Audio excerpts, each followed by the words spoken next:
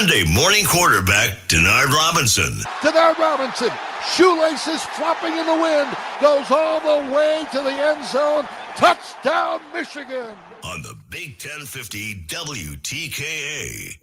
And we are back, folks, here on the Michigan Insider on the Big 1050 WTKA, online at the Big1050.com. Sam Webb, Mr. Ira Weintraub on the other side, and the man they call Shoelace, the pride of Deerfield Beach, the man who is putting up the numbers on Monday morning quarterback, Mr. Denard Robinson. Lace, how you doing this morning? I'm good, man. Can't complain, man. After a good win, you feel good. You feel good coming in on Monday. So we got some positivity to talk about, Yeah, man. You wanted to see them. You wanted to see them be more aggressive. But that's what we talked about last week, right? For them to make some hay offensively, they were going to need to be more aggressive with Bryce, right? Yes. And we saw that happen. They were more aggressive with Bryce. Right. And I think that was the biggest thing. Like you seen this weekend that he wanted to be aggressive. It seemed like he wanted to take it, put the game on his back. And like you could tell early on, like he was trying to show you, like, okay, I can put this team on my back. So let me get ready to go. So you could tell that I think they got to start putting in some more runs for him, design runs, because I think once he start doing that, it's going to give him a different type of confidence. And you could see his confidence kept going up the roof every time he ran the ball just a little bit more. And he started making throws that he needed to make. So it's good to see him starting to get his feet, ready to go, Yeah, man. So it's one of those things where during the week of practice, Biff Poggi said that they made it a point, Sharon made it a point to insert some quarterback runs, right? So I got to believe that one he scored on the quarterback counter was one of them, because I remember in that Penn State game, that was like a play that they hit. It hit hard, got him outside on the edge. It was a successful play. It was a successful play in this game. And Biff said that, the quarterback runs help get Bryce going early. But Lace, this is what I want you to comment on, because Biff didn't talk about this part. It felt like to me that they must have emphasized to Bryce, young fella, if you got any question, like on a pass play, right? If you got any question, run. Don't even think. Just run. Now they didn't say that, but that's what it seemed like. Yeah, you could tell it was just like, one in doubt, just get out of there, man. You the one of the best athletes on the field, if not the best athlete on our team. So why not get out there and just run? When one in doubt, let's go. Get yourself going, get us positive yards. Because most likely when the quarterback runs a scramble, he's gonna get positive yards. It's about how many yards he's gonna get is the question, but he's gonna get positive yards. So like, you watch the game, and more times than not, when he took off, he had more than 6 yards every time. So his average had to be crazy this game, and you could tell that he's starting to become like, okay, this is my team. This is how I'm gonna do it. This is how it's gonna look for right now. So one in doubt, I'm gonna get out of. I'm gonna take outside the pocket and go make a play with my feet, and that's gonna definitely put the team every time. The chain's gonna be a little moving faster. He's gonna be playing on time, and now we just gotta get him to start saying, okay, let me start looking at this defense. Let me see what reads I need to go to, because that was my biggest thing. It was like 1, 2, I'm out. Let's go. I'm going. So I had those moments, but best believe I had those moments, because I'm like, man, look. As soon as I see, I'm like, yep, I gotta go. Let's go. I'm going. I'm out of there. But that's how it is sometimes. So now you gotta calm yourself down, make the reads, and if it's not there, you take off. Yeah, man. And so I need you to kind of talk me through that. Maybe you can relate it to your experience, whether it was with Rich Rod and Rod Smith or with Borges. So here's the crazy part about it. So with Rich Rodriguez, like we used to have, it was like 3. You 1, 2, 3, and you out of there. Like you look at, it's a triangle basically. He puts you in the triangle, and that's your reach. You got 3 guys, and that was it. And so he was like, Denard, Shoelace, once you see these 3 guys not open, well, use your feet. It's time to use your feet. So So when it was time to use the feet, I was ready to go. So it's funny because with Rich Rod, I would do 1, 2, 3, go, or just 1, 2 sometimes, 1, 2 and I'm out. And with Borges, it's different. You had to go 1, 2, 3, or hey, if they're in this coverage, this is where we go with the ball. If you see this 1, 2, too high, you come here with it. And so I have a bigger triangle to say, so to speak. Mhm. So it was different with Rich Rod because Rich Rod was like, all right, you read this half of the field, and if it's not there, you can take off. With Borges, you could kind of read almost the whole field. Yeah, it felt like to me, being around these coaches, so you get different perspective from players and coaches. And what I really value about being around the coaches is getting into how they coach different kinds of guys. Oh, for sure. So how do you coach a great player? And like you want to let them be great. Like let them be great, right? But don't let them rest in their greatness. Yeah. And so, like a great player like you, like you can run, like you can. I mean, you can make these great plays, but don't let him just leave bigger plays on the field if they're there. So I give you an example from this game. Okay. Like and say, so play 16 and 19. Play 16 and 19 in this game. Bryce had a couple of digs, right? And on one of them, he had a clean pocket. And on the second dig, he had a super clean pocket. like super clean, no protection. I mean, wide open receiver. Right. And on both plays, the one was a little more tightly contested, but on both plays, he pulls it down and he runs, Lace. Right. And he gets good yardage on the first, great yardage on the second one, but both plays would have gone for big yards if he had stayed in the pocket and thrown them. But it feels like to me, in this game, if you're a coach, you're telling him great play, because I think they probably told him in practice all week, this moment you feel like you're in doubt, you're in question, you're in peril, run, young fella, because until you don't have questions, we want you trying to make a play with your legs. Right. So I mean, like I always say, man, it's either a throwing lane or a running lane for a quarterback. And so I think they had to tell him, hey, if you see it, take it. So I feel like that's how he was playing. He played a couple plays like that where you seen it could have been a passing lane or it could have been a running lane. So he took it. He was like, all right, let me show him what I could do for real. And he took it as a running lane, and he took off. And I'm not mad about it because like one of the plays we watched, I seen this weekend, and rewatched the game was a blitz call, and I could tell he seen the blitz coming. He kind of moved the pocket a little bit. The back came off the edge. Came from right to left and made the block to the left hand side. You could tell he knew the blitz was coming, but he stepped to the side. He could have probably made the throw, but I feel like his eyes. We got to see what his eyes are at. Is he watching the rush? Is he looking downfield? And that's one of the things that I've been trying to figure out lately. Is he watching the rush? Because if he start watching the rush, that's kind of bad a little bit. But if he's not, he looking downfield and he see a lane, he take it. I'm not mad about it. I'm not mad about it at all. I guess, this is the art to me of coaching. Like we have a lot of people in the chat on YouTube, on Facebook, on Twitter. And so Munir says guess digs aren't his thing. That's not how you read that. It's the third game of the young fella's career. So there are things that he isn't going to see 3 games into his career. He gonna feel the rush 3 games into his career. Can you allow him to be great while he's still figuring it out? And I think that's what they were able to do. Like, hey man, if you can't feel, not feel the rush, run away from it, because you can still do that, and then show him in practice what he didn't see, and maybe he'll get it next time. Right. Think about it. Both of the plays probably had 10 to better yards. Like, so I'm not mad about it. Unless he start like it start becoming consistent. He keep missing it.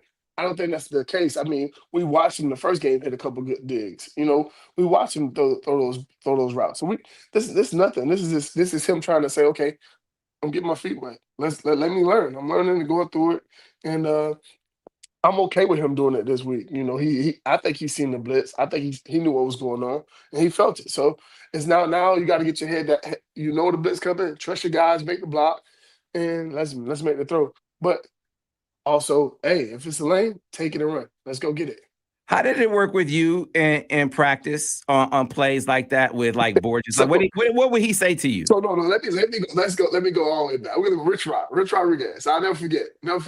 So when I first got to this is two different coaches. That's why I like hearing you say, oh, I gotta see how coaches taught this and this, whatever. So I'll never forget, I was with Rich Rodriguez, he was big on like, all right, if it's an easy first down for you to run and go get first down 10 yards, go do it. Because like I remember we was in practice and I'm scrambling around and I got easy 10 yards. I get 10 yards quick and first down, whatever.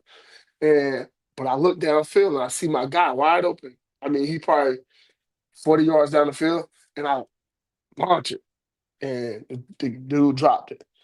And Rich Rod, he went off on me. Just run. You have a first down, just run. He's cussing me out. He's animated about it. And if you ever been coached by Rich Rod, you know how he is. And so he's like, why would you do that? Like, why would you throw it when you have all this real estate to go get the first down? And that's what he taught me. He's teaching me, like, you go get the easy first down, man, because you might go 60. So you go take that. And I was just like, man, like, I just wanted to throw a touchdown. He's wide open. Right. So that's how he taught me. He taught me take what's easy right there. Let's go get it so we can have another play. And Borges would say, hey, read it out. We pass first, and then we'll run later. He was like, you can always bust the other ones, So he was okay with me making that throw. Rich Rod was not okay with me. I wonder if it would have changed over time. Because I was young, and here's the thing: I was young. I was a freshman. He's like, hey, let's go take these routine plays. Let's take that. Maybe we'll get to that later. And that's what he told me. He literally was on me about it. He was just like, and he was like, man, like you run a risk of him not catching the pass, but we know for sure you're gonna get this first down. Yeah. More, by the time you get with Borges, you're junior and senior. Yes. Right. And more mature. Yeah. Yeah, it is different. And so that's why if we bring this to Bryce, I think we're gonna see it be gradual. You made a great point a minute ago, Lace, where you said, hey, if we're talking about this in game 8 or 9, all right, now you got an issue where you're like, okay, Bryce, we're turning down plays. Yes. But this is like the first game where you probably gave this instruction, where you were like, you got to run this ball if you got any question. Yes. And so I'm telling him, hey, what you just did, okay, you turned down the dig. I don't have any problem with that. That's a great play. Now just look at this. So if you see this again, maybe we'll be able to see it next time on the field. But here's my thing. I love it, because you putting that on tape now. Now you don't put that you can run on tape. Man, now the defense got to play. They got to make sure they play the pass.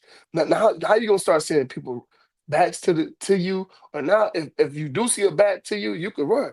But before we hadn't seen him run the ball. Like in the first 2 games, he didn't run it. But then this game, he took off and he's showing that like, okay, I'm a guy with the ball in my hands. When I'm running the ball, I'm a guy. We kind of knew it. We knew it from his high school film, but now he's showing us on tape in college that he can run the ball. Because I always tell people all the time, man, hey, everything you did in high school go out the window when you get to college. Everything. Because everybody on your team gonna be the guy. Everybody. Anybody next to you gonna be All-American, especially at a school like University of Michigan. So you understand, all that go out the window. You gotta show us now. Like you have to. We lost Lace audio there for a second, but yeah, it's one of those. Go ahead, you back. Go ahead, Lace. We kind of lost you there. You hear me? Yeah. Okay, my fault. Yeah, at every level, you have to start showing that you're the guy. So I think he's starting to get to that level of that. Like, I'm that guy, and it's showing. I feel like that's what we needed to see. We needed to see that he could run the ball, that he could handle those hits from the college level. And I think that's going to be the biggest thing for him, just being able to make sure you take care of his body. I think a lot of people don't talk about that, and you got to take care of your body. If you're going to be running the ball at least 15 times a game, and that's what I expect him to start doing, at least 15 times or 10 times, he's going to have to start taking care of his body, because you're going to start getting hit by But linebackers and, you and, go and 15 times, safeties. 15? Yeah, I'm saying, like, we gonna start seeing him took the ball, because that got to be a part of the offense. It Oh has yeah, to no be. doubt, no doubt, no So doubt. if I'll say that a 10 to 15, that's a good range for him. It's a good range, Yeah, because if you look at most of the good teams, they got to have a quarterback who can move around, and he's one of those guys. Like, he could make them up. That will put them as on an elite level of talent when he start doing that. Yeah, he got, I think it was 9 rushes in this game, Uh-huh. 114 yards. So First, you go 10 to yeah, 15 each game. You change the dynamic of your whole team when you do that. You yeah, change the whole dynamic. I mean, now guys have to play for that, and then you got James at running back that's running the ball like how you've been running it, and then you got Marshall. Like, they start wearing on defense. Like, you got 3 guys that's like heavy hitters, and man, you become a scary team. yeah, 9 for 114, 2 touchdowns. Quarterback counter hit hard. Yep. That was one of the designed runs, and so there were a few that Biff said, hey, Sharon was adamant that they have these design quarterback runs on the menu. And so Oh yeah. that was great to see that they took the bubble wrap off. But the point of emphasis in the pass game, I'm like you, I think it's going to serve them well moving forward, that they empowered him to look, the moment you have any sort of question, you feel queasy, you don't see it down the field, get Hmm. on out of there. Yeah. And Oh, go. teams are gonna react to that. Yes, because now you got to account for him. Before, people wasn't accounting for him. I didn't see the team put a spot on him yet. So Mhm. when you start seeing the spies, that's when you know you've arrived. So could you see, I know we were looking at the all 22, and so could you get a feel for his eyes on some of those passing plays? Yeah. See, that's why I really can't say his eyes were, because one thing about it, it's hard to see if somebody watching the rush, because when you watch the rush, you can see that he's moving around a lot more than normal. But, like, it's nothing that was clear that showed me. I think one play, the one that Marshall kind of came across and got the guy blitz off the edge, it looked like it was a nickel Sam or a corner, Mm-hmm. and he picked it up well. I mean, I think he stepped to the side. He stepped to the side to say, "Okay, I know where the blitz is coming from." But then he seen the lane. He was like, "All right, I'm not throwing. I'm taking it. I can run this." Like, he seen the lane, and it was clear as day. He took it off and running. And so I'm not mad about that. I actually, he's been decisive. He's Yeah. very decisive when he was running the ball. And so once you're doing that, I'm okay with that, because you know what you're doing, and you put us in better position. Yeah. Yeah. And I think that's another great observation is what they injected into him Oh yeah. is made him decisive. They took away the indecision. Yes, yes. He was. It wasn't a second guess. It was, let's go.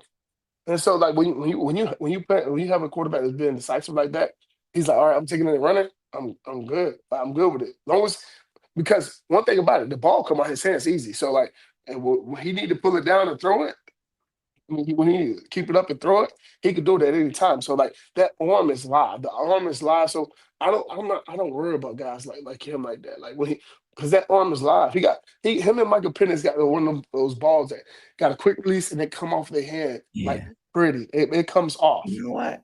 That's a great. That's a great observation. Yeah, because that's the thing about Michael Penix. Like his release is lightning quick. When he sees it, Man, it's out his hand. But Bryce, yes. Bryce has that too. Yeah. So Bryce has when that. he see it comes off as a whoop, I'm like, man, and that's something that you can't teach. That's God gift. God gave you that gift, son, and you blessed, dog. Michael Penix and Bryce Underwood, y'all are blessed. When the ball, you see that off watching film game. If you anybody that turn on that film and you watch, as soon as that ball come off, you're like, whoa, that's different. You know what else is different, Lace? All right, so you establish Bryce's legs as part of the offense. Yeah. It changes the dynamic of how teams react to you and what you can do. Mhm. If Michigan can establish its stretch game, its outside zone, and you got a quarterback like this, Yep. the naked game off of that becomes crazy. I mean, teams are in peril, and it looks like Michigan is getting that stretch game going because it's looking pretty effective. And then Bryce coming off of that, get some naked action off of that is looking real good. See, I don't know. I don't know if Michigan is a stretch team. I think they're a dual team. They double team. Double team.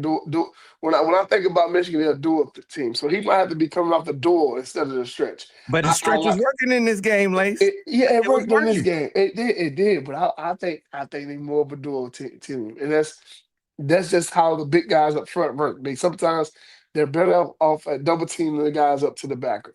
And I think it's regardless, they're gonna be great out the play action. Just because when you get him the run pass option, him going towards the line, that changes a lot for him. Because now he's on the move. And once he get going, that's a big guy. Like not a lot of people want to see that coming at them, So when you see him and watch him, man, he's special. So I think they should do a lot of moving the pocket. I think they should do a lot of half boots. I think they just get him moving around. And I think he's one of those guys. I think you got to get him. I like in the first 15 plays. If you call him plays, hey, give him a couple quarterback runs in there, so he could. Like I think in the first 5 plays, I think he should get hit a little bit because I think he thrived with getting hit and getting ready to go. And I think if the more you let him feel that, for me just watching it, I'm not saying I know the kid and saying, oh, that's what that's what he needs to do, but I could tell like the more he got hit, the more. Well, I ain't gonna say the more he got hit, the more he was running the ball. It seemed like he got cooler and cooler. Like it seemed like it started to get like, okay, I belong here. Like I'm back. I'm like you could see it. And so I think they got in the first 5 plays, the first 3 plays, I think they should put some of that in there. Yeah, man. That's just my opinion. Yeah, it my felt opinion. It felt like it's a way to get him in. You said when you got hit, it got you in the game. Yes. And it might be something that kind of settles him in as well. Helps slow things down. Right. Because I feel like things move fast. Yes. But I think that's like that for a lot of players. I think once you get yourself going and you get a couple, you're like, all right, I'm ready to go. Like when I got to the NFL, I was like, hey, coach, put me on kickoff return, kick return, pick off because I want to feel it a little bit. Let me feel this so I can get into that groove. And I think that was the big thing for me. I always wanted to get in there and get a little hit first, and so I can get myself going. Yeah. So we're gonna have to revisit this stretch thing, man, because you're right. Michigan has not been a stretch team. Right. It's something that definitely Chip Lindsey is trying to institute, trying to install in this offense. It was effective in this game. And if he can add it to the arsenal, man, that'll be because Michigan has, when it comes to its outside run game, they haven't really had that element. I mean, they have plays that can hit outside, but they haven't really had an effective sort of outside running game. Well, Chip is trying to change that, and at least for one game, they had an effective stretch running game. So we'll see if they can keep that going moving forward. For sure. I think they'll get it going. I mean, I think I'm with you on it, but I just like the O line. I like how they dual block. They're a dual blocking team. So I just love how they do it in the counters and the powers. I think those were that's where they make a lot of hay at. And they made that like I said, that quarterback counter touchdown. But I just knew that one. That had to be. I don't know this for a fact. I'm just going off of memory. That Penn State game that felt like a Sharon play. Felt like because it was a Sharon play in that Penn State game.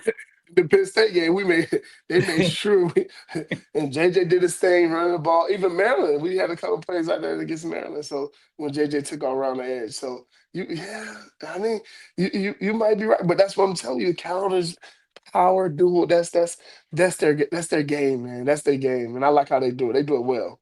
Yeah, I know. Just thinking back to, you think of some of the things that the line had trouble with.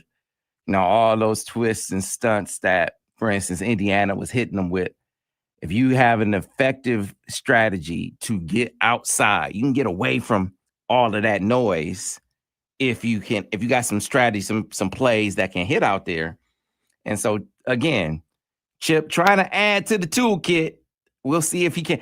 How you do it against, I want no disrespect intended, but it's gonna sound disrespectful. Real teams, like when you play like the Nebraskas and the USC. Yeah, Power 4 team. Sorry, there you go, Ira. Yeah, the Power 4 team. Yeah, when you play Power 4 teams, and that's what you see. When you see that type of stuff, and like this is but I like these tune-up games. Like these are preseason. I told you the first 3 games are preseason games. You start to learn your players. You start to learn, and what we just learned is when that guy put his foot and start going forward and running, he's special. And so we just seen that. Like we need to see that. In the first 3 games, we've seen him make great throws. We see him miss a couple throws. Well, not miss a couple throws, miss a couple reads, but that's okay. But this game, he kind of got back on track.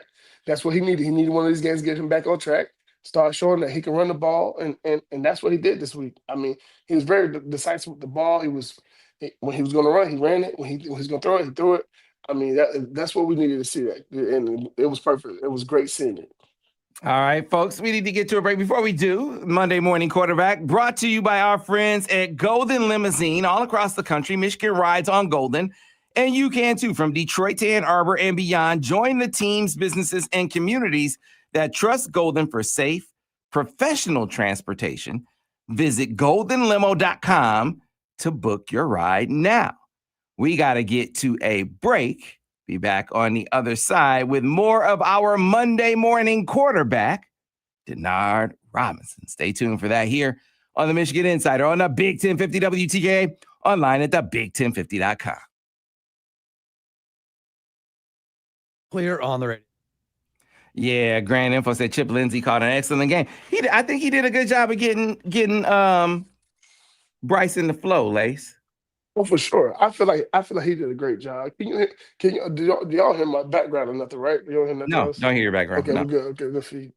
All right, yeah. I think he did a great job of calling the game for him. I think he knew, like, okay, I need to get him moving a little bit. I need to get him running. Hey, go run. Go get those extra yards. Go run. Like, and you can tell, if you see a lane, take it. Don't be scared to take it. Take it and run with it. And I think that's what you've seen this weekend.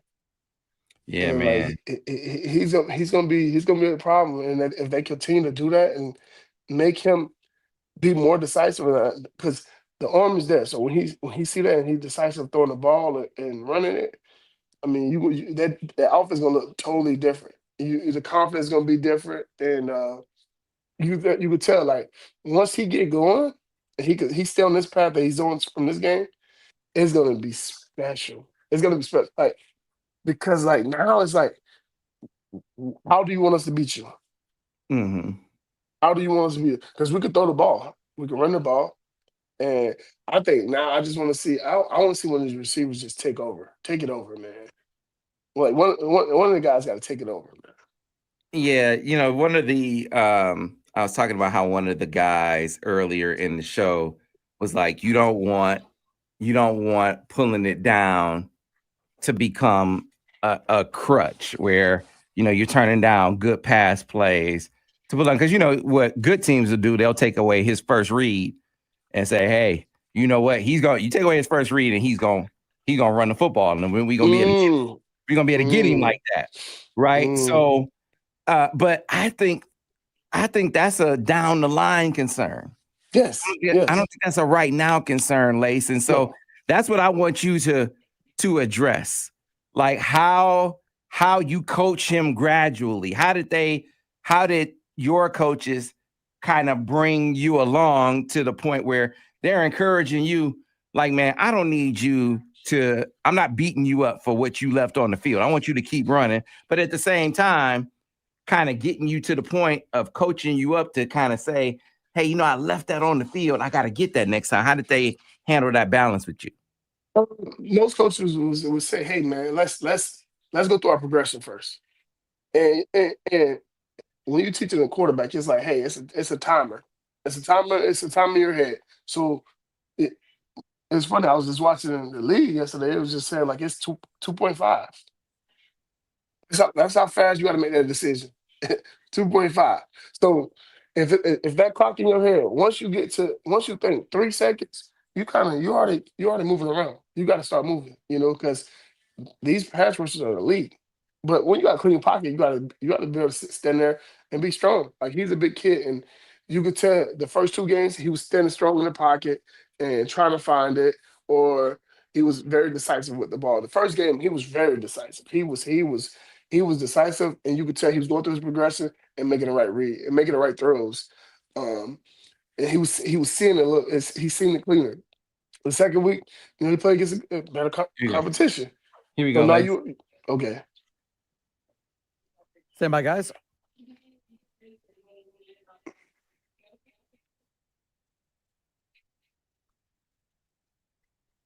Monday morning quarterback, Denard Robinson. Denard Robinson, shoelaces flopping in the wind, goes all the way to the end zone. Touchdown, Michigan. On the Big 1050 WTKA. And we are back, folks, here on the Michigan Insider on the Big 1050 WTKA, online at the big1050.com. Monday morning quarterback Denard Robinson is with us, breaking down the overwhelming victory over Central Michigan, the game defined by basically opening things up, letting it rip, taking the bubble wrap. Is what I've been saying, taking the bubble wrap off of Bryce and kind of letting him do his thing out there, because you know he's a thoroughbred. Denard, you gotta let him run, let him cook. Oh yeah, you gotta let him run free for a little bit. You know, let him. I think that's what they did this weekend. I feel like they got to see what they got. I think the first game we got to see like his arm talent. Like, we got to see his arm talent the first game. The second game, you seen a little bit. You know, he got a little. Okay, we got some things that we got to teach you now. And when you see those lanes and those big time, because I think. What I learned from is the Oklahoma game, that other quarterback ran. He ran. And so I think the coach had to come back and like, hey, he's not a better athlete than you. Like, you got to start doing that same thing, you know. And so this week it was like, hey, when you see that lane, you be decisive, you take off, and you show them who you are. And I think that's what he did. You could see that he showed them guys who he was, and who he's going to be. Back to what we was talking about earlier, we was talking about him being decisive and taking off a run. I'm okay with that. Like I was telling you that earlier, I'm like, I'm okay with him doing that, because now we have a someone to put our head at, you know, because it's like, okay, we know you can do this. So when it comes down, when you go through your reads and you got a clock in your head, when you get 3 seconds, we think you got to go, because we're gonna make read the defense, see the defense. If nothing's coming open, then you use your feet. And I think that's the biggest thing right now. And I think that's the biggest thing playing quarterback nowadays is you got to be decisive, because these guys that's rushing the passer now, they're coming fast. So, Lace, at what point did you start seeing those reads? Because there's a point for you as a quarterback where I imagine the light bulb comes on and you start seeing those things in those 3 seconds, where maybe earlier in the year or earlier in your career, you couldn't find those things in those 3 seconds. So you were running a lot more than you were later in your career. For sure. So like just going through like what I did my first couple of years was, hey, 1-2, and we going. Like we in two guys, and coach would be like, hey, it's time to go. If you go into that check, if you go into these two guys, these two receivers, and you throw that check down quick and making the decision quick, or if you don't like the check down, use your feet. And that was big for Coach Rich Rod. He wanted us to be decisive of 1-2, get out of there. Like he was big on that, and as I got older, it became more like, okay, now you can start making the reads. Now you can start making those decisions. But before early on, it was more like, okay, go to these two reads. If you see this coverage, go to here. If you see two high safeties, go right. If you see one high, go to the left. And so we had beaters for each high. If we see two high, we think it cover 2 or cover 4. If we see one high, we think it cover 1 or cover 3. So now I'm going to my left and see we gonna play out the flat defender, hook curl. So if whatever the flat defender was doing, I made a decision to say, okay, we're gonna high low him. We have a curl route, we got a flat route going, and so now I'm high lowing Mm-hmm. the flat defender. So now I'm making that decision quick because now it's cover 3. It's cover 3. Oh, it's cover man. Now hopefully my curl guy could beat the man 1-on-1. And so you start playing with those things, and so if my curl guy didn't win on that cover 1, I'm taking off. So it's time to use my leg. So now he made it that simple. So if it's too high, I'm going to the right. Now we're thinking smash route. We got a little corner. We got a hitch. And so now we high low on that cover 2 boundary corner. So now we start playing those games. He's like, hey, if that guy tried to play both of them, take off. Use your feet. And so those are the decisions that I had early on my freshman year. And I appreciate Coach Richard because he made it so decisive that it shouldn't take too long for me to figure out where it was at and if I should run. So like that was the biggest thing for me. But this kid, he's light years before, in front of where I was my freshman year. And I'll be the first to tell you that because I couldn't read defense. And that was one of the things that it took me a while. And shout out to Nick Sheridan, he's the OC at Alabama. And he the one who sat me down, and he literally made me get on the board, and we started drawing up the plays, and we'll draw it up, and we'll write it up. And it was to the point where I was frustrated at first because I'm like, man, why not? This is here.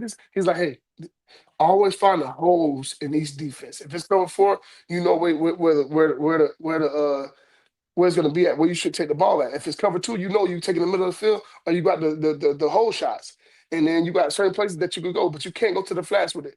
So like those little things that I took from him, and he helped me make decisions and start. Like when Borges came, now it's easy for me to read defense. Now Borges is taking me and telling me, hey, when we see this, we're gonna put up. This might take the first what's your name? So like I'll go back to it's funny. I'll go back to the Notre Dame game. We had Razor call. Razor was a post by the slot guy, and then post corner by the outside guy.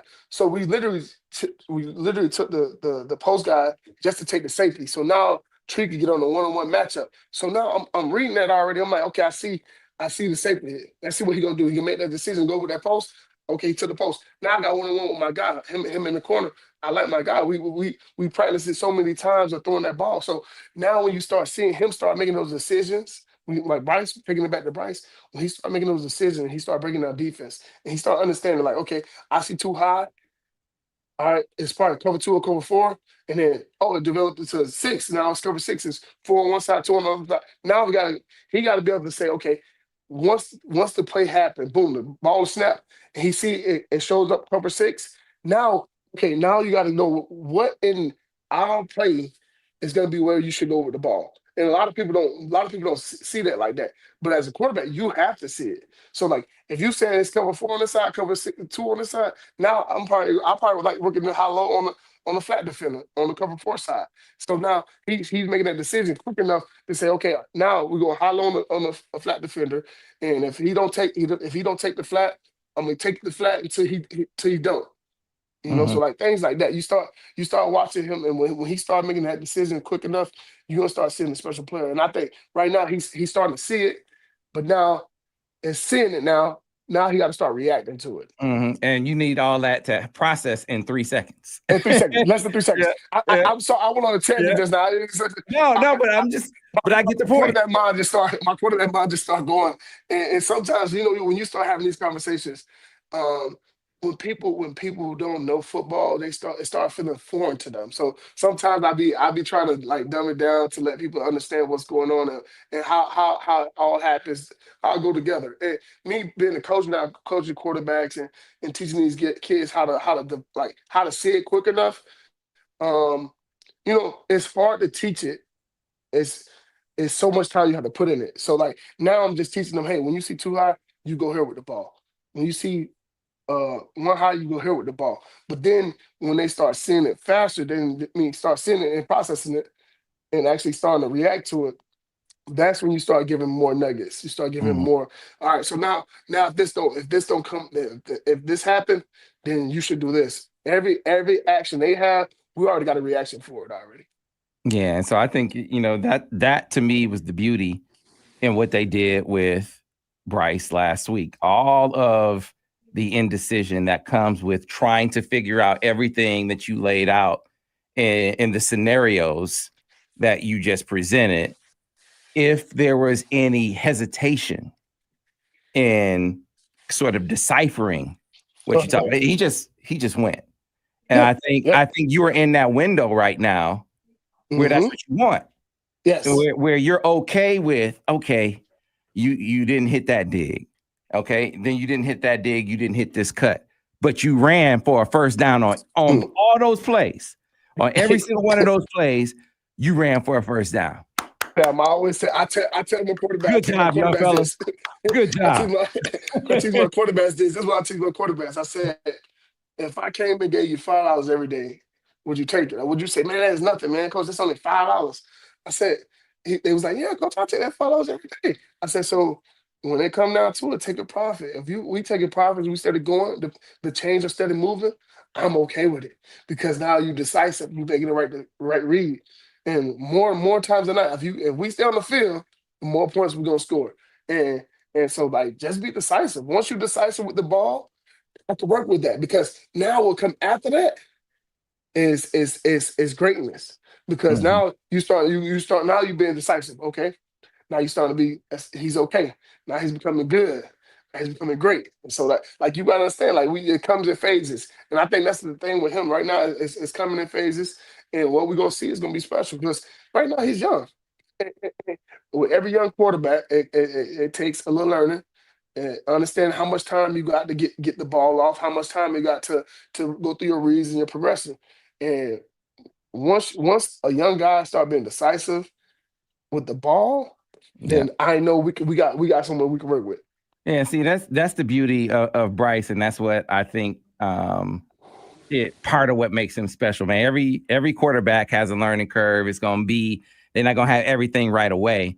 Right. But he has so much talent that you can still be great while he's learning. Yes. Like, he's so talented that while he's learning to see the picture in the passing game, he can still be effective because he can run. And that's because they kind of unleash that. I'll tell you this much. When the game starts slowing down for this kid, it's already, you can tell it started to slow down a little bit for him. But when it really slow down, it's like, I remember like when I really start, like, it was my sophomore year, probably like game 2, I think, game 2 or something like that, game 2 or 3. And I was like, man, I know where he's gonna be at. I know how we're gonna do this.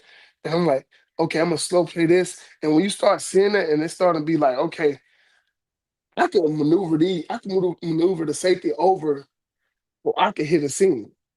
And I start doing it, and I start playing with him with my eyes. Man, that's when you and the game starts slowing down. Like, okay, I know where he's going, and I seen this blitz so many times on tape. When the safety come down and he starts hopping the nickel wheel. Oh, I know he's coming. We got this. Oh, this is a beater for this. This is a play for this. And that's when you start becoming special, because things slow down for you. And you start seeing it so much, and you start getting in this tunnel vision where, all right, me and my receivers are on a different page right now, and nobody can stop us. Like, you start feeling unstoppable, because that feeling of like, okay, I know where to go with the ball. And if it's not there, I'm going here with it. If it's not there, I'm using my legs and I'm out of there.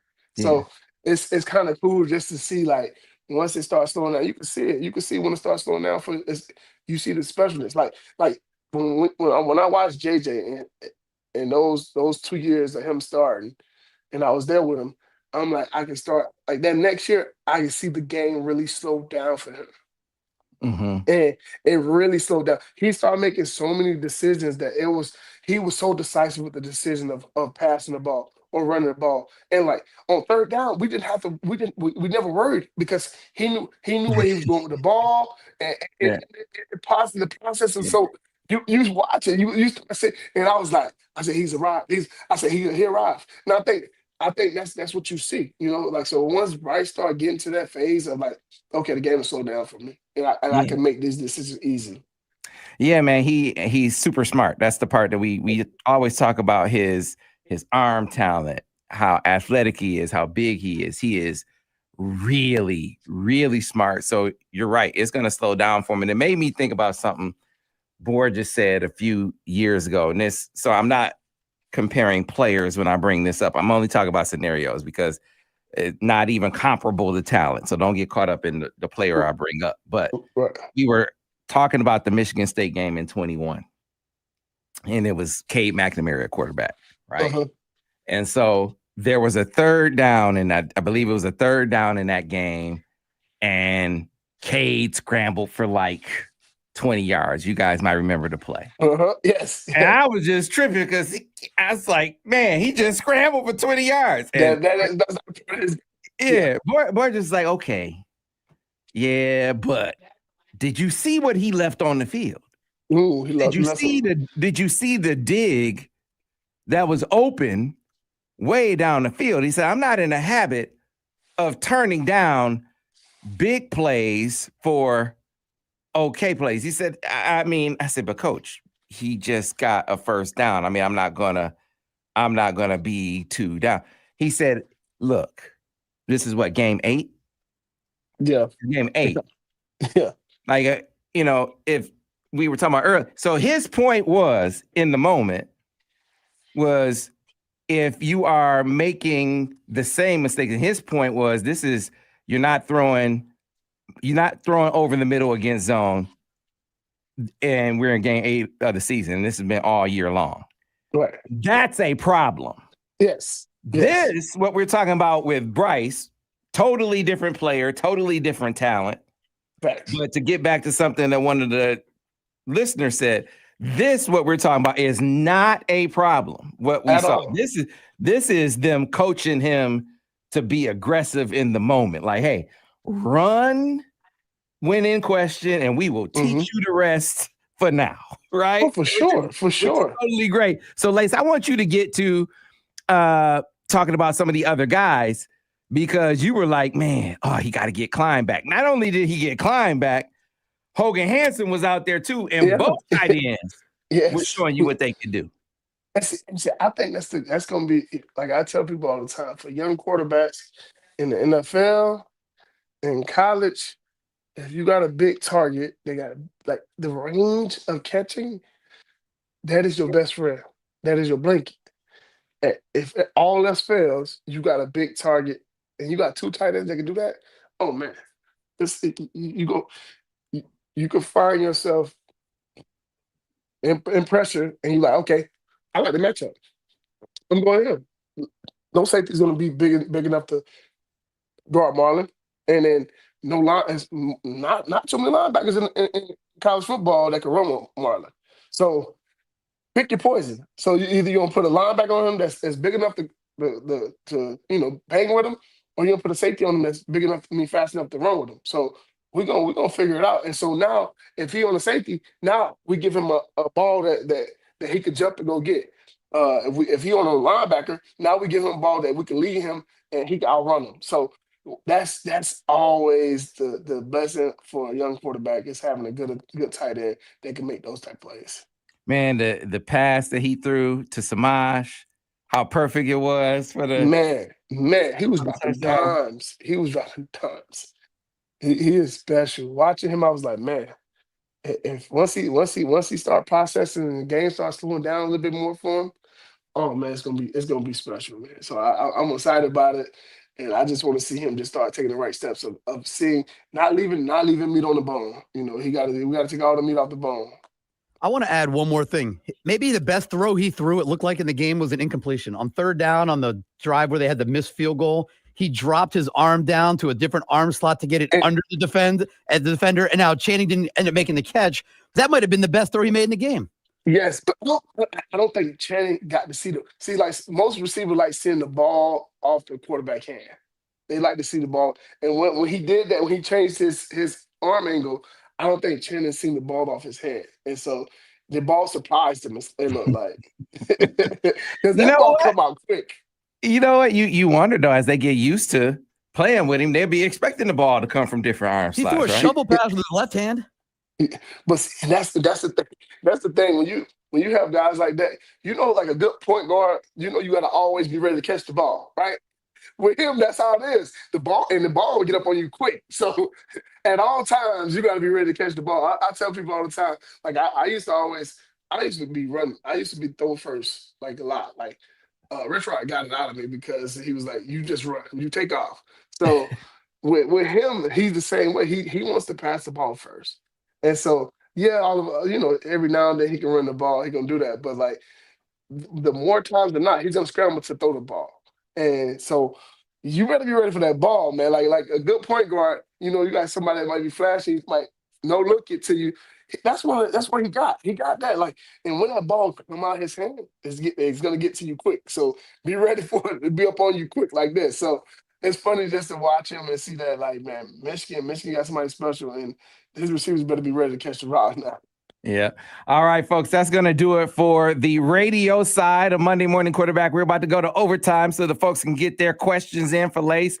Join us on Facebook or Twitter or YouTube, the YouTube channel, if you want to get your questions in for Lace. But that's going to do it for us on the radio side of things. Thanks for joining us on the Monday Morning Quarterback, brought to you by Golden Limousine. Excellence on the road begins with Golden Limousine International. From charter buses for big events to executive travel across the Midwest, Golden Limo delivers safety, reliability, and sophistication. Discover the possibilities at goldenlimo.com and book now. We'll see you tomorrow here on the Michigan Insider on the Big 1050 WTKA, online at thebig1050.com.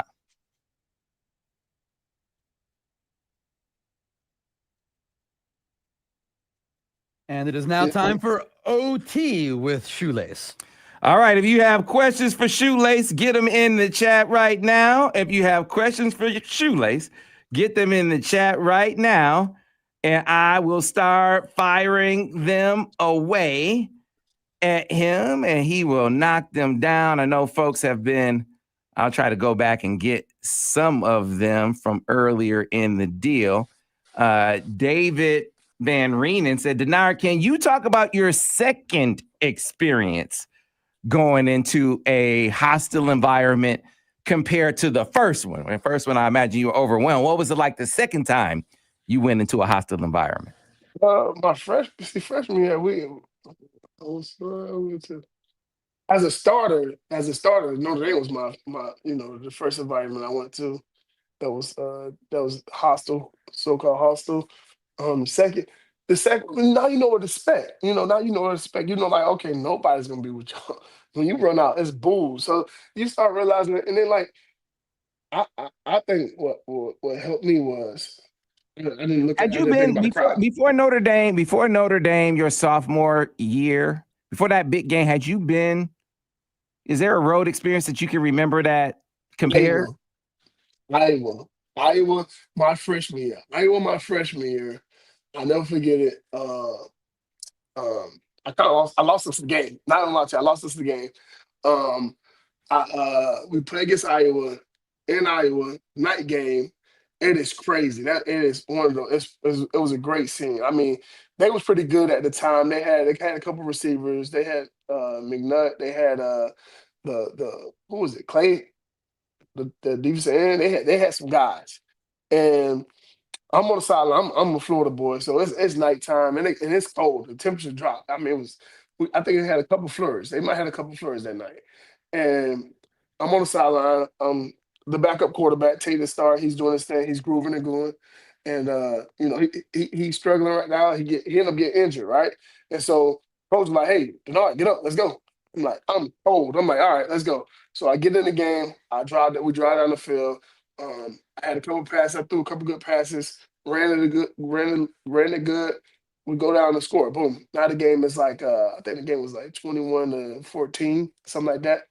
So we trying to get back in the game or whatever. So I think they ended up scoring. I think it was end up being 28-14 or something like that. And so we go down again, and it's I think we go down and score. But I wasn't ready for the moment. I'll tell people all the time. So Tate trying to get back in the game because now it's a 7-point game, and I'm over here like, nah, coach, I'm stop. I'm in now. Like, let me go, let me rock out. And the coach was like, hey, like, I don't know. So I'm like, all right. I said, coach, give me the. I just drove us down the field. We just scored. Let me go. Let me rock out. And I always tell people, man, sometimes you think you're ready for the moment, but you're not prepared for the moment. So like you didn't do the right things to get ready for this moment. And so I go out there, and the stadium's loud, it's crazy, everything's going on, and I didn't get the television like I normally do. So it's loud, and I'm paying attention to the crowd and stuff like that. We go down, we driving again. And it's the last drive, and we're looking decent. I'm thinking we're finna go score. So I look to the sideline, and I didn't get the whole signal. And so I tell people all the time, I was worried about somebody else instead of worried about like my playbook and everything we needed to know. Because I look to the sideline, get half of the play. I'm thinking the guy running a seam route, he's running a dig route. I throw it as a seam, and they go right to the safety. Picked off. They in the game, lose the game against Iowa as a freshman. But at that time, I didn't. The game was a process. I'm going off what coach tell me. I'm going this, throw it. And so I threw the ball thinking it was a seam route, and it's supposed to be a dig. Dude did a dig, and he was like, "You didn't get the signal, did you?" I was like, "Nope." He was like, "See," and then that's how we lost the game. Did that experience? Did it help you at Notre Dame, or was it just something that was in your memory bank and it just helped calm you down heading into Notre Dame? It helped me calm down. It's like, hey, be in the moment, be where you at, get everything, follow, watch the whole playbook, watch the whole play, be ready for it, and know what defense they're running. So you should know. Here's the crazy thing about it. I always tell people, when you and this OC start getting it so in sync, it's like, I already know what you want to call, because we calling this to beat this coverage. We calling this to beat this blitz. And so when you start getting on that same wave link with your OC, it becomes special, because now he knows what you do well, what the team do well. In this moment, when we know, like, okay, we know in 3x1 they're gonna run cover 6. All right, I know what they're running now. So now, if we want to do full verse, we want to do whatever to beat that cover 6 that they're running, it comes second nature of, because I done seen it all week. This is that cover 6, and they're gonna run it 3x1, and so you see it, and you're like, okay, now I'm developing that. Okay, boom, I'm coming over here with the ball. So as soon as I see that safety do this, I'm coming. Boom, the ball's here, and you start dumping it off, and you start doing things like that. So that's what happened with me the next time I got on that big stage again. Iowa game, it taught me a lot. That was like one of the ones that taught me a whole bunch, because I'm like, if I would have just slowed down and thought about what we did all week to this defense, I would have knew that play was coming. And so that's what happened with me. So now that next year we get to Notre Dame, I'm calm, we down. I'm like, all right, we got this. Like, I know where we going with the ball. I know what their defense is going to be doing. Like, I'm trusting the process. I know the process. Everything's slowing down for me. I'm like, all right, got it. Boom. And I'm making the throws. So I think that's the biggest thing for me. That's what happened to me. Yeah, you said something earlier in the show where you said they went down to Oklahoma and they watched how they were using Mateer, and they came back and they said, man, we got to do some of that. DJ Sin City said, let's be honest, losing to OU may actually have helped Michigan coach him better. Michigan at times, I think, overcoached JJ from making mistakes and didn't let him play free and use his full talent. Did you feel that way. I certainly feel like the OU experience changed. They came home and it changed their perspective. I mean, I heard from in practice all week, and it was certainly affecting me. I felt a certain way coming out of it, like y'all got to be more aggressive with him. And from hearing from practice all week, I could tell that they were going to be more aggressive with him. So I knew it had affected them. But do you feel like that had to happen for them to start coaching Bryce that way? For sure, because I think once you see like another guy that's and nothing against OU quarterback, nothing against him, but he's not a better athlete than Bryce. Like, and so when you see him do what he did, you're like, all right, we got something that's probably a little better than him, you know. And we gotta figure out how to get him going and doing the things that he was doing. And I think that comes with time because I feel like that kid, you could tell he's so mature in the way he was running the ball, the way he was coming. Like he took full control of the team, and you see that.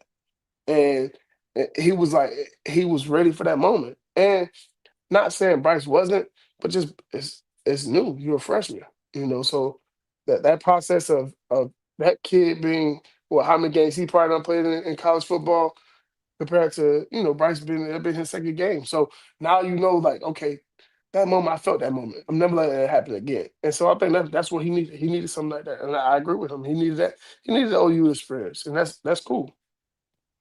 Yeah, man. And so getting back to it, talking about the plan. This is a follow-up from DJ Sin City. You were saying you want to see a certain number of runs per game.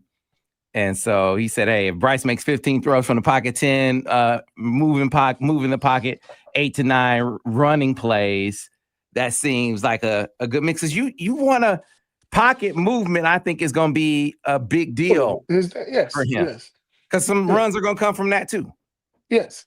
I think you probably get him. First of all, I think the better run for him is going to be the ones that he's looking at the defense, processing it out, and just scrambling. Like that's the best runs. The scrambling runs are the best runs because now I went from me being in the pocket, standing tall, to now the defense is chasing my guys going the other way, and so now that's bound to be every time probably 10 yards. If you got to if it's man, oh my gosh, you running for days. So I think that's gonna be his biggest weapon. But I think they do need to put like I told you 10 to 15, but that's probably a little stretch. But 10 to 15, wow. That's a little stretch. That's a stretch. But what I'm saying is let's get him some design runs. Because if we get him 5 design runs, now his scrambling gonna be probably like 4 scramble runs. Like so now you in that range of 10, 9, right around there. That's good. I think that's good. I think you at least give him 5 or 6 runs, real runs, like of you calling it, and the rest runs be him scrambling. All right, let's get back to the questions for Shoelace. If you have questions for Lace, put them in the chat, and we will get to them. Otha Harris brought this up, and a lot of people have mentioned this. Bryce needs to slide. How do you feel about that versus lowering his shoulder? What do you think about that? No, be a ball player, man. Whatever, be a ball player. Go be a ball. Like whatever you feel comfortable doing, do it because, like, you could. I want him to get down. Like he could get down. Like don't go blast trying to run a linebacker. Don't be crazy, But do what it takes. Like if it's because like Lamar slides, but he don't slide all the time. Josh Allen's not sliding all the time, but he slides. Mm-hmm. You got to figure out the happy medium. We don't want you to have to always slide because some guys just not built to slide, man. Like you go get it. So he got to find the happy medium.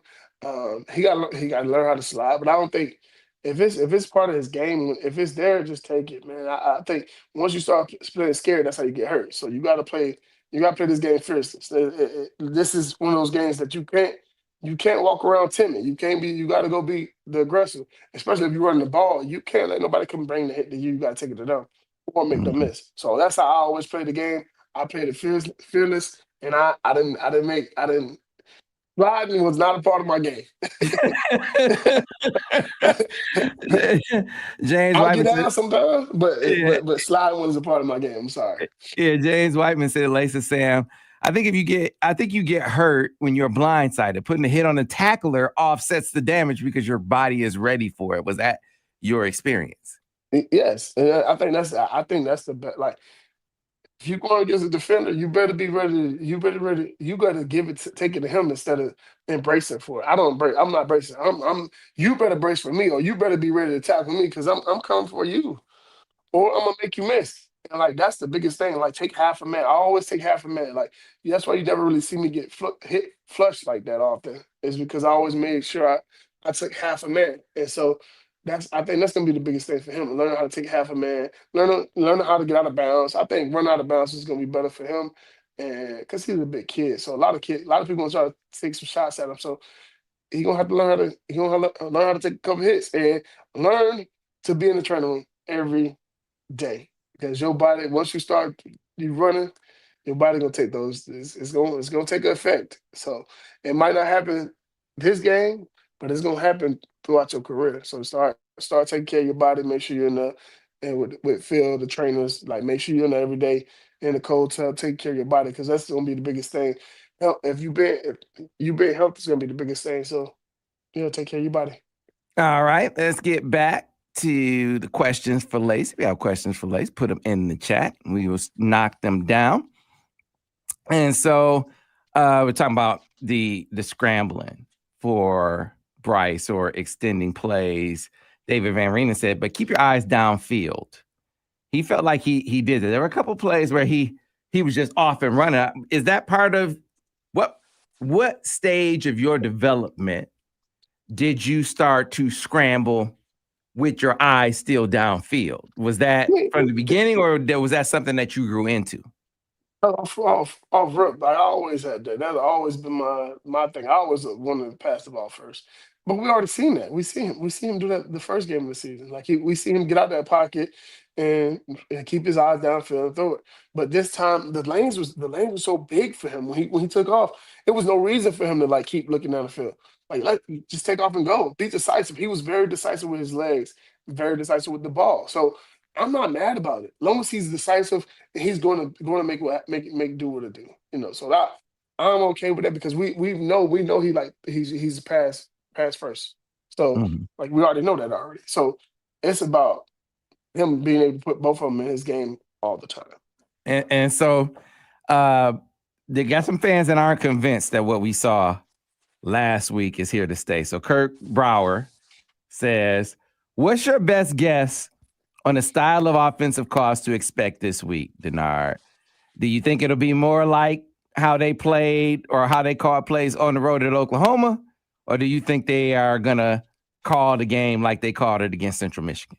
They're gonna do this. They have to do like what they call Central Michigan. I mean, because now you got to show your play well. You got to start like, hey, you got to have okay. These are the plays that you like. We done played 4 games now, right? 3 games. So like okay, we played 3 games. We're on our 4th game. This is no longer preseason now. We gotta let's find out what you like doing the most. Like let's take what you did good in the first game. Let's take what you did good in the second game. Let's take what you did good in the third game. Let's make that like let's make these plays that you're good at that we showed on these 3 plays, these 3 games, and now we're gonna take that to Central Michigan game, to Nebraska game. And so like when you see like I seen some good stuff on film that he put on film. So let's let him be great at that. And I think Central Michigan was a great game for him for them to say, hey, we can open up our playbook a little bit more. We can broaden it a little bit more. That's cool. So, like I told you, the first 2 games are kind of like preseason games, and people hate to say that, but college don't have preseason games. We just happen to have Oklahoma as one of our preseason games. All right. Let's get back to the questions for Lace. The next one, Steve Horn. This is a defensive player. Where's TJ Guy on Saturday? I think the defensive staff was, I think they were, what we were talking about, they were looking for some more havoc on the defensive side. And so we saw a lot of Barham. my man, Jayshon Barham. Barham. So here's the thing. It's funny because I helped recruit him, right? So he was like, "Hey man, I play linebacker, but I'm really like that off the edge." He always said that to me. He always said that, and I'm like, man, like, bro, what you put on this linebacker tape? Like, you legit could go first round at linebacker. He's like, man, look, like off the edge, I'm like that, and this game showed, like, I'm like, whoa, I guess we've probably been playing him at the wrong position too long, huh?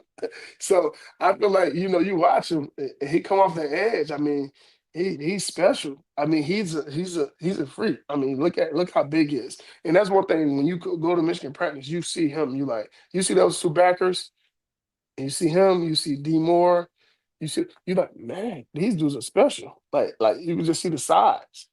And I think another guy that's gonna probably start showing up more is Derek Moore. I think he's due to start showing up. I mean, he's already in the backfield. He's making a couple tackles already. But I think he's gonna start. Because now you got somebody on the other edge that's gonna be getting to the quarterback. And I think TJ Guy gonna be the same guy. TJ Guy is a guy off the edge. So you put him in there, he's gonna do his thing too. So. Yeah, that has a way of competition has a way of lifting all boats, right? Oh, for sure. And then you see Jayshon go out there and do that, has a way of making other guys kind of. Now, hey, iron shop iron. You better get ready. And so I love seeing that, because now it's gonna turn other guys up and be like, hey, I gotta make a play too. I gotta go do this too. So. Yep. All right, let's go back to the chat. Questions for Lace. Be sure to get them in the chat. Got another question about the running thing, and so you kind of touched on this, but maybe you can round it. So ZH wants to know, how can Bryce continue to fight hard on runs while also protecting himself? I don't want to take away his instinct, but I want him for 100% of the snaps this season. He looked incredible. So, people are feeling uneasy every hit they see him take. So is there a way that he can protect himself? Or are you saying he's protecting himself by delivering the blow? Is that essentially what you're saying? Yes, sir. He's protecting himself by delivering blows. If not, then when you start taking hits, that's when it become a problem. So you got to dish it out before they dish it to you. So I think that's the biggest thing for him, is just learning who to take on like that and who not to take on like that. That's the biggest thing for me. So, you got to learn. Hey, pick your balance wisely. You can't go out there like. Trust me, I've tried it a couple of times. In my Mateo, I tried to go run into him a couple of times, and I don't want something, I lost something. So he was one of the guys that me and Teo, we used to go at it. Like when I tell you, I would try to run through him, and I done got the best of him, and he done got the best of me. So learn how to pick your battles. I don't want to get Harrison Smith. He was one of the guys that, like, I put my shoulder down. I'm like, all right, let's go. Like, let's figure this out.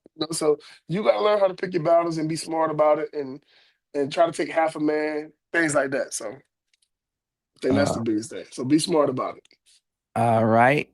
Next question for Lace. If you have questions for Lace, get them in the chat. Let's see. Alan B said, Denard, do you see Michigan running the option with Bryce and a running back going toward the edge? Yes, for sure. It's just the defense. If you got a defense that play man, and you could probably take the edge, and he read the D lineman to make the option off. Yes, you could do that, definitely, for sure. But it's just got to be the right call. You don't really call option as the number one unless like this is what the defense is going to do. Most of the time you check it to that option, and I don't know if he's ready to make those checks yet. So I think later on in the season you probably will see that, but right now I don't think he's able to make that check into option play right now. Mm-hmm. That's just my opinion. I want to see, because I haven't seen him make no checks to change the play or anything like that. If so, I need to go back and watch film again to make sure that I see it. But I haven't seen him make too many checks to change the play to another play. So when you think about the option, if I'm running the speed option, I'm doing that because we checking into it because we knew this defense is going to give us man, and now I have an edge guy. I know for sure I'm going to read him, and when I pitch it off him or I keep it, I know I've made him make a wrong decision. And so I think that's something that he's going to have to learn how to do because that's going to be later in the season. I think you'll probably see that around probably game 7, 8, around that time when we know what he can do and how he know how to read defense and say, hey, when I see a 0-man blitz, I can run this option. I think that's going to be the biggest thing when he get to that point. But I don't think he's there yet. Yep.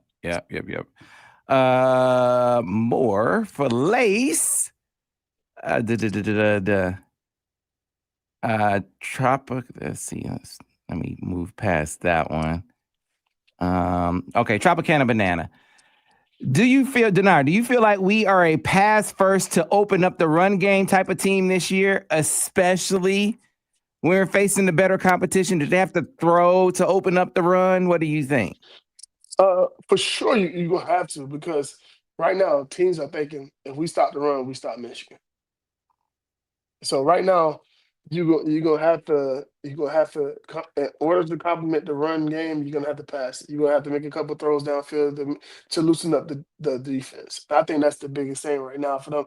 Just give them a couple completions, so now you can make a defense play honest. And I think that's the biggest thing is you gotta make teams play honest. And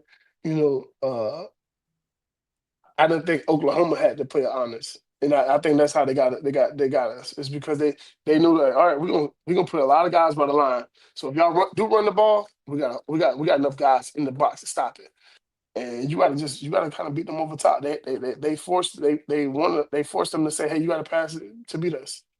Mm-hmm. And so the more you see that, the more you're gonna have to you have to pass the ball down the field and and make guys pay for it. All right, let's get back to the questions. Cordell Cumming said, Denard, have you noticed any concepts that Bryce seems most comfortable with, and how can they build on that? He loves seam routes. I mean, he loved throwing the ball down the middle of the field, like seams, digs. I think that's the biggest thing for him. And obviously, you've seen a couple of wheel routes that he threw a couple. He threw those to the tight end, Marlin. Yeah, it's not too many things that he's not good at throwing. So but I will say the seams and digs are his, like right now he's on fire hitting those. I think he do a good job with throwing the seam. He do a good job with throwing the dig route. I think he's on that timing throws when he's on time and in rhythm.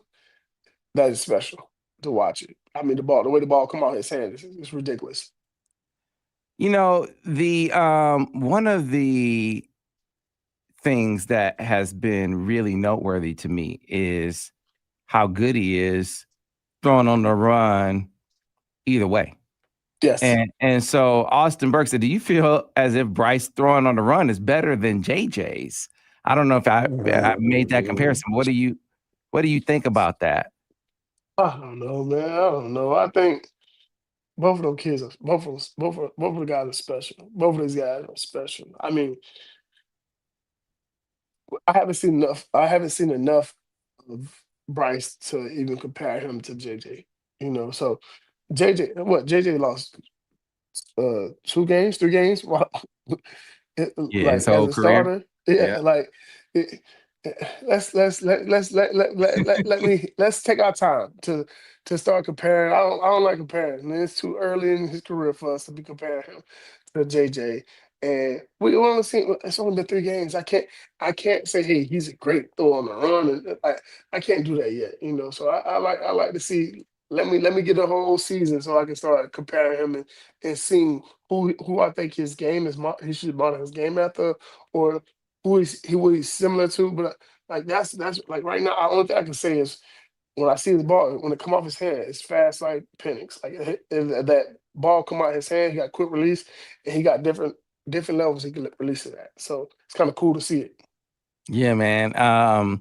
You talk about things that you can build on. I'm gonna go back to something we talked about earlier. They are working on. So I'll give you this, Lacey. She said, I don't know about Michigan being a stretch team. They're working on that. It was a really good play in this last game. Okay. Because he is so effective on the move, throwing on the move. Man, their naked game is about to, if they can be a good stretch team. Yes. They're going to be the naked game is going to be lethal. It's already, but it's going to be lethal with this dude because he can throw on the run. You're going to have to defend the whole field. It's not just on short routes. You're going to have to defend down the field because he can throw it down the field. And if nothing's open, he can put it under his arm and keep going. Yeah. And I think that's going to be the special part about him. Doing the boots, doing the half boots, all those things. I think that's what they got to get to. But you keep saying it, so now I need to go back. I'm gonna go back. Come on, man. Go back and watch it. I've been looking at it from just the past game concepts and things like that. So now I got to go watch the whole because I watched the game, but I gotta break down the run game and what I see from them. But because the first 2 weeks I've seen that they gonna be power and duo. Like, they ran 8 stretch plays in that game. This last game, Central Michigan. Yeah, it was the run play that they ran the most. Really?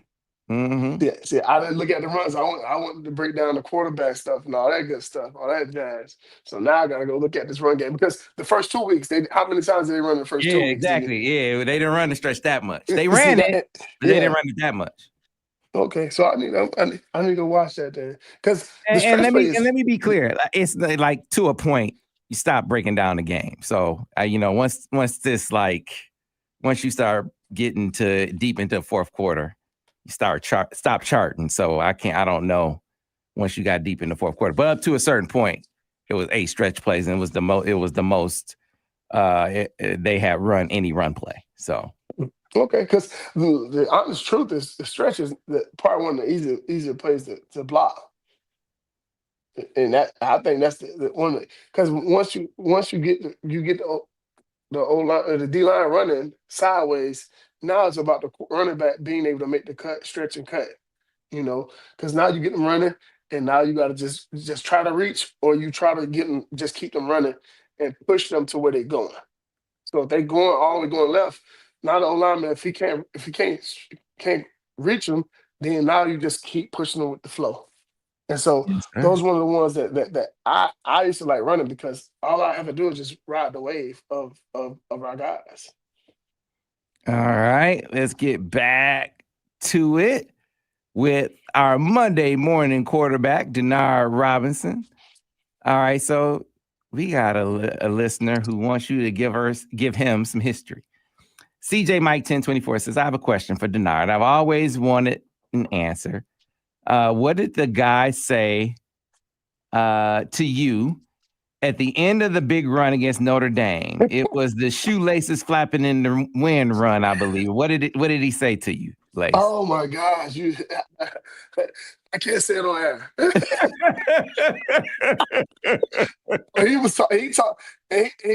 He talked trash to me. I scored a touchdown. I took my knee, and the guy he said some expensive stuff to me. And I was just like, whoa. I thought this was a Catholic school. What's all about? You just thank the Lord. He has some crosswords to say to you, man. Yeah. And you was running towards touchdown Jesus. So he has some bad things to say. Come on, man. Oh my God. Right. Yeah, he was talking some trash. He talked a little trash.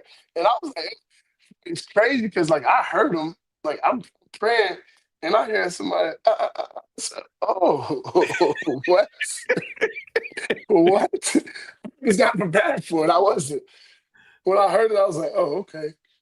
Well, I said, well, I just thank the Lord because when people pray, I always tell people I always took a knee every time because when people praise me, I praise the Lord. Put in His name. I always thank God for giving me the opportunity to do what I do. And when people praise me, I praise Him. But yeah, he came by. He said, "Get," and I was like, "Whoa." he was smooth with it because I feel like he covered his mouth. I feel like it shot straight down to me. So I feel like now with social media and all the mics around these stadiums, if it was mics over there, man, they got a little hot take. Yeah, they do. Yeah, they were showing the Eagles Chiefs game and trying to remember. It was Jalen Hurts, and then it was he was taking a knee at the end of the game, and it was like Chris Jones or somebody else. Yeah, Chris Jones. It was Chris Jones. He was like, "You ain't even get 100 yards." And Jalen Hurts, he's like, soft-spoken dude, always giving credit to people. He said, "Man, we went in the game. Shut your ass up." Exactly what he said, Tom.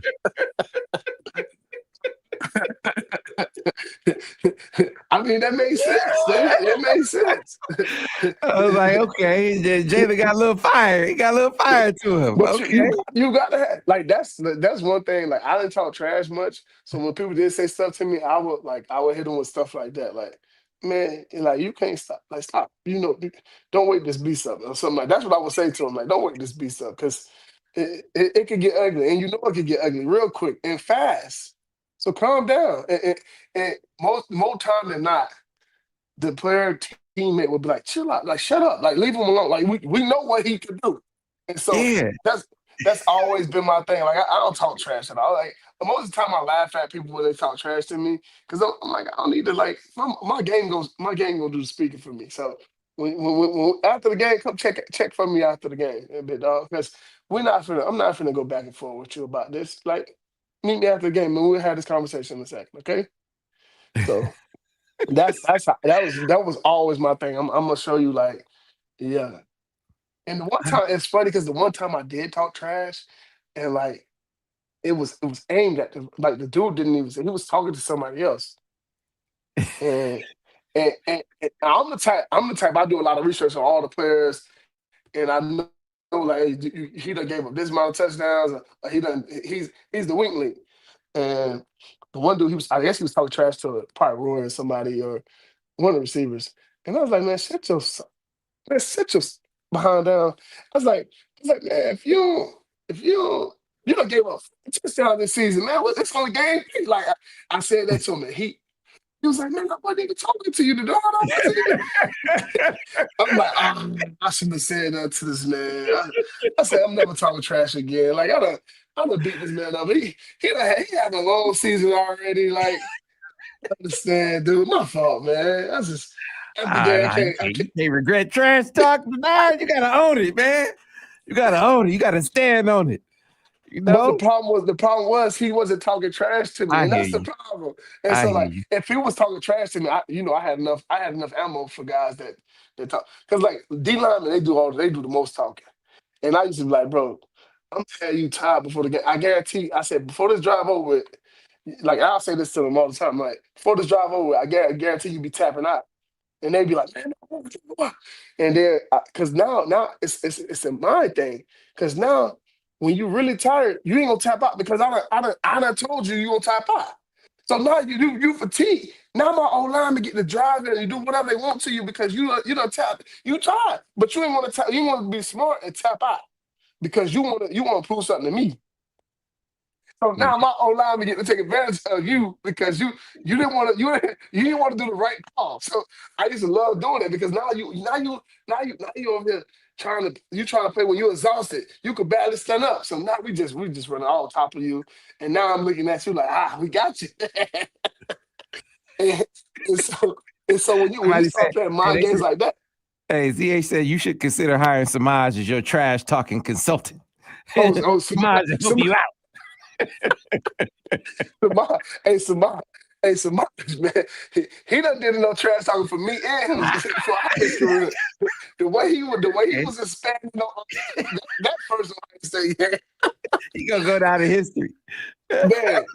Man, I Hey, was man. like, Hey, what was funny about it? Like he went down the list, right? Okay, you know he gonna get punished. He went down the list, and he was like, "Yeah, he right.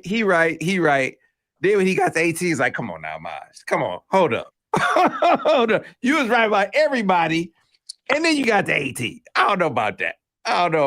You calling him out? He's 18, still a guy. You know, he's a guy. I was like, yo, fella, calm down now.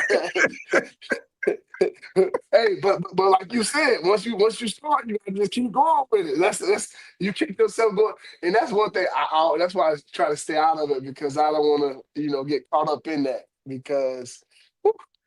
I get to going. I'm gonna start. I'm gonna know everything about you. I might know your mom, man, your sister. I might know everything about you, and I'm gonna be able to say some names to you, and you'll be like, hold on, how you like? You start digging, huh? Yeah. So I don't get into that because I don't try to be. Hey, my game will speak for itself. So that's how I always been that type of dude. My game will speak for itself. Hey, I don't need to do too much talking. Because I'm finna show you when I get to walking, So yeah, was Devin a talker? Trash talker to the man, opposition. To the opposition. He made it sound like he wasn't. He made it sound like he didn't want to talk trash to the opposition. I don't think he was like a big trash talker, but if you get him going, like if somebody said something to him and got him going, he's gonna go at you. And that's just how he is. So majority of the time, he's not one of the ones that's going to be the first one to talk trash. But if you came at him, you gonna realize like you should have because that's Devin good enough. His talk game is pretty good. So when he get to going and he starts saying something, he gonna really start jabbing at you and stabbing you, and you gonna be like, God, he just really got me that time. That's how he is. Yeah, he tried to hurt your feelings. He gonna hurt your feelings, and he gonna figure out how to hurt your feelings. And one thing about Devin could take a lot of stuff, and that I always say that he could dish it, but he could take it. That's one thing I always say about my brother. He could take it out. I try to tell people like first of all, you can't take it personal. Second of all, you gotta be able to give some. Yep, that's the only way you're gonna get him off you. Oh, for sure. Is if you can give it back. That's a word to hold on, Sam. You gave him some pictures and things, and you still ain't helped me out of nothing at all. So I'm just wondering. I did. He threw a couple shots at me a couple times, and I'm like, all right, Sam, like let's let me fight now. Let me fight back. Fight with fight. You didn't do that. And I was just like, dang, okay. But now we together now. So now I'm looking forward I be trying not to choose sides between y'all. I didn't know I was participating in the battle at the time. Devin just inserted me into a battle unknowingly, unbeknownst to me. Oh, okay. I got you though, Lace. I got you. So now we working together. We got a little chemistry going. Now I need to get a little bit of ammo. If that's not too much to ask for, I need a little bit of ammo. So I got you. So now DG can't be having too much up me. I'm used to having a little bit. I have nothing. I'm like, so I'm like, Sam, he's like, yeah, I'm gonna get you. And I'm pretty sure he was telling you not to do it. And it's all good though. But now we work together now. So now you gotta help me out. I got you. Say less. Okay. Say less. All right. Here's one. Denard, and this is a question that is relevant to Bryce. They're bringing him along. So back in your career, hardworking 245 wants to know, Denard, when were you introduced to the full playbook? So it's a process. And I tell people all the time, like, you go through the whole process, the playbook, like in fall camp, you go once, there might be this first week you do the first install, second install, third install, fourth install.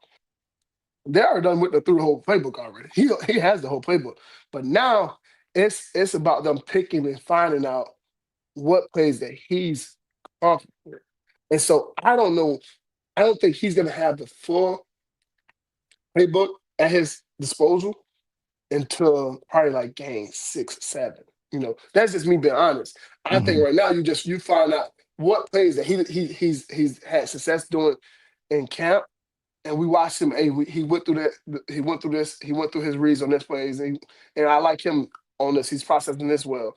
And you go talk to Sharon. You go talk to the tight end coach. You go talk to the running back coach. You go talk to the receiver coach. You talk to the O-line coach. Hey, where are we at? What did you feel like he did comfortable right here in the run game? Where did he feel comfortable at when he passing the guys? Did the receivers? And then all the mosh. It's all in the mosh because you got to look at it from what the receivers are comfortable running, what the tight ends are comfortable running, what's the running backs comfortable running, and so that's when you got to start. Like it's a tricky situation where you can't say, okay, the receivers they know all the playbook, but the quarterbacks they really just on group. They install 3. They didn't go to 4 or 5 yet. So so now we got limited. And I'm not saying this is about Bryce. This is just in general. You got to figure out where every group is at to know where you comfortable at being in an install in the full playbook. So you can't rush a group to be ready for something that they're not ready for. So now you got to say, okay, what do all these groups do well, and how many installs can we put in the playbook? Can we put it in the play call for this game for the game plan? And That's so a great I point. think that's the biggest thing. You gotta, like you said, like the stretch. So that means the O-line coach is like, hey, let's put the stretch in. Wrong part, like let's put the stretch in because I think we're gonna have a little success at the stretch. And so now from the stretch, we got the boom. So now is the quarterback ready for that? Is the O-line ready for this? Is the receivers ready to hear that? So that's the biggest thing. So you start watching it and you start figuring out where the whole offense is at, not just the quarterback. I mean, obviously you put the emphasis on quarterback, but if your O-line not ready to go run these plays, then you can't run them. Yeah, that's a great point, Denard. It kind of leads into this question from Melchizedek. Israel said for Shoelace, what do you think? What do you think about Bryce being better able to keep making his guy? Trying to think how to say. What do you think about Bryce being better able to keep making his guys better? I'm trying to think of. What do you think about Bryce being able to make guys around him better? I think is what he's getting at. What do you think of that? You think he's able to kind of make the guys around him better? But it's crazy because you see Andrew Marsh started to come around. He started making a couple catches. He had a little penalty that we could knock out. It's a freshman mistake. It's all good. But I think Andrew Marsh gonna start coming around. You're gonna start seeing Goodwin start make. I think Goodwin, Samaj, all those guys are starting to come around. We're waiting to see what Fred start doing, and Fred gonna kind of be a part of the offense. McCulley gonna be one. I mean, obviously he got the one on, so it's time for he got to take over and show why he wearing number 1. I think that's a prestigious number to wear, and I think he has he showed that he has the ability to be one of those guys to be special in that 1 jersey. You got I think you're starting to see it. You starting to see Andrew Marsh starting to come along. You start to see those guys are starting to come on. Goodwin, it's funny because Goodwin is consistent. Samaj is consistent. Those 2 guys, Goodwin and Samaj, show up every game thus far this season. Lacey, here's because I got a question based off of this question real quick. So he said for Sam, what's up with Fred Moore and Marsh getting more reps? I think with Fred, I think it's consistency. I think, I think some guys have kind of been more consistent and have kind of moved up. With Andrew Marsh, to me, I kind of liken it to with Bryce. You got a young guy who I think you're trying to speed up his development. And so it's a lot. I remember this being a process with some other young receivers. There's a lot of, it's not just running routes. It's a lot of shifts and motions in the offense as well that they have to know. And so they were able with Bryce, they were able to get it to a point where, listen, just go. But if there is a moment of hesitation, we've made it so you're not hesitating anymore. If you feel rush, go. If you're not seeing it down the field, go. They need to me, They need a similar process of getting Andrew Marsh on the field more. Whatever you got to do, whether it's like, He's a ball, bro. how do we get it to a point where we've sped up? You can't do it. You can't see, and that's what I was trying to tell you. That's why, that's what I was talking about with the installment. It's like, okay, we have certain guys, right? We have a group of guys. The receivers are very young. We got a couple older guys that's in their receiver room, but for the most part, it's a young group of receivers, right? Would you agree with that? Yeah. And so you got young guys at receiver. So now the installment, they might not be doing the plays, and they might know the plays, but now do they know how to run the routes in different zones? Mm-hmm. So that becomes like the factor. Like, and people don't. You got to understand that's a part of development. You got to start understanding. Like Ron Bellamy, he's starting to do a good job of. You can see he's starting to develop these receivers into what they're becoming, but you got to go. It got to be on timing. So now the in sync of Andrew Marsh knowing the plays, where he could get more involved, where Fred Moore could get more involved. Those processes. It's a process, just as well as the process of Bryce understanding the routes, understanding coverages, understanding where to go with the ball. It's going to take time, and sometimes we're impatient with like the process. Yeah. Understand it's the process. Let these. It's gonna take a lot of reps, take reps,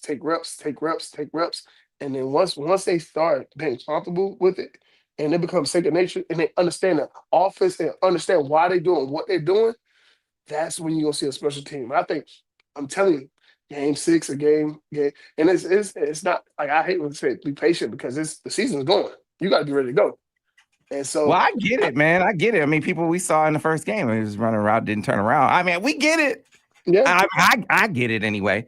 But I'm just saying, even if I gotta have somebody telling him exactly what to do on a play, hey man, on this play, you motion here, and if you see this, you do that. I know it's unrealistic to say you're gonna be able to do that at every play.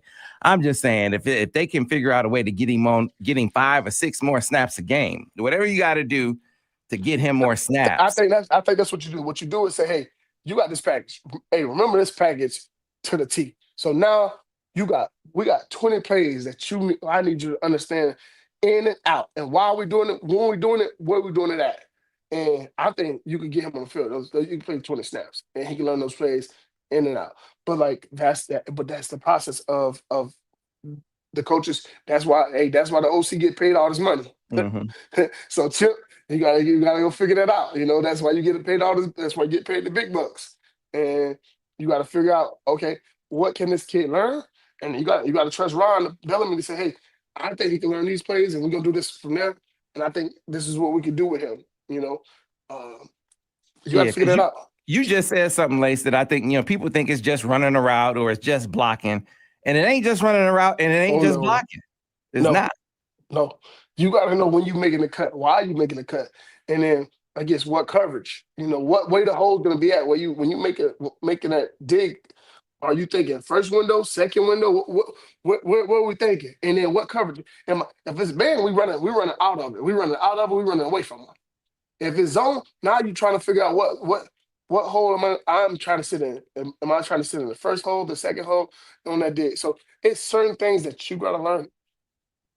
And some people take time to do that. Yeah, man. All right, we only got Ira's like, hey, man, I got out of the work. we went super overtime. We got so many questions. I apologize that I couldn't get to all of them. Rich Hollenbeck, he said, thanks for all you guys do. Have a great day. We appreciate all of you for coming in. I got as many other questions in as I could. We'll make this be the last one. From Mike Layton, he says, Denard, my daughter Alyssa wants to know why they call you Shoelace. I will let the man himself tell us why. Well, so I started playing football around 5 years old, and I had a coach named Coach Grunt and Coach AC. Coach AC actually played for Iowa. He's the running back at Iowa right now. He's the backup. His last name is Patterson. But growing up, you're 5 years old, you don't know how to tie your shoes for real. You just learning how to tie your shoes and get used to doing that or whatever. And so I'm playing football at the time. I'm at my youth football team, the Patlorella. So different Patlorella, shout out to y'all. It's always loved forever. And that's where I pay most of my that's where I pay all my little league. And so I'm playing football or whatever. It's my first year playing. I'm running the ball. I'm pretty fast. I'm running back. I'm doing my thing. And my coach called us to the sideline. He called timeout. He's like, and I always had issues with tying my shoes the whole time. So he's like, all right, we gonna call you to run play. He gonna get you to run. I'm like, all right, coach. He's like, all right, let's tie your shoes. Listen, he always used to be like, tie your shoes. Like he didn't need. He's like, no, tie your shoes. And so I try to tie my shoes up. So this time he's like, I'm gonna tie your shoes. I'm gonna double knot them because I don't need you to run this touchdown. We need to score. So I'm like, all right, cool. So he ties them up, double knot them, do everything to him, and he think they're good to go. So I get the ball, take off, I score, wiggle around, take it to the house, go to the touchdown, score a touchdown, boom. I come back to the sideline, and my shoes are completely untied. Like they are flapping. Like he said, flapping in the wind. They were flapping in the wind. Like, cause little league football, the cleats, shoestrings be so long. I don't know why they so long. So my shoelaces is untied. He was like, "Hey man, if you score touchdowns like that with your shoes untied, you can play like that. Don't worry about it. We'll just call you Shoelace." And so that's how I got the nickname Shoelace. And literally to this day, some people don't even really know my real name. They just know Shoelace. Like if you go back home, if you go back to my hometown, some people really don't know my real name. So it's funny because I always tell this story. I tell people that I remember being home, and I used to do a camp every year. And so we had my camp, and if the camp had started coming wind down or whatever. I think it started raining or something. It started lightning. So we cut our the fun part short. And we're like, hey, all right, all the kids come in. We'll call y'all parents to get y'all to for y'all to for them to come get their kids or whatever. So I called the parent. I'm like, hey, I call every parent because I want y'all to understand that I love my community. I'm gonna do whatever it takes. So I call every parent like, hey, this is Denard Robinson. We just got stopped because of weather, whatever. Can you come get your kid? And one of the parents was like, who is Denard Robinson? I took him to Shoelace camp. I said, what? I said, you can't be serious. What? I said, so you think my mom named me Shoelace? Like, come on, man. So I said, ma'am, that is my nickname, Shoelace, but I'm Denard Robinson. And so it was funny just to see that. And I laugh about it all the time because I'm like, how you did not know my name and you left your kid with me? And she had a couple kids with me. And so that was the rough part about it. It was like she had like 2 or 3 kids with me. And I was like, oh, okay, all right. So yeah, but my whole time, that's how it is. Everybody knows about Shoelace. I mean, they call me Lace or Shoelace. I mean, that's my hometown, and I've been called that since I was 5. So shoot, 30 years I've been called Shoelace. Well, forever Shoelace, man. We appreciate you. Another Monday morning quarterback in the books, my friend. We'll see you next time. Thanks a lot. And to the rest of you, appreciate you. We'll see y'all next week. All right.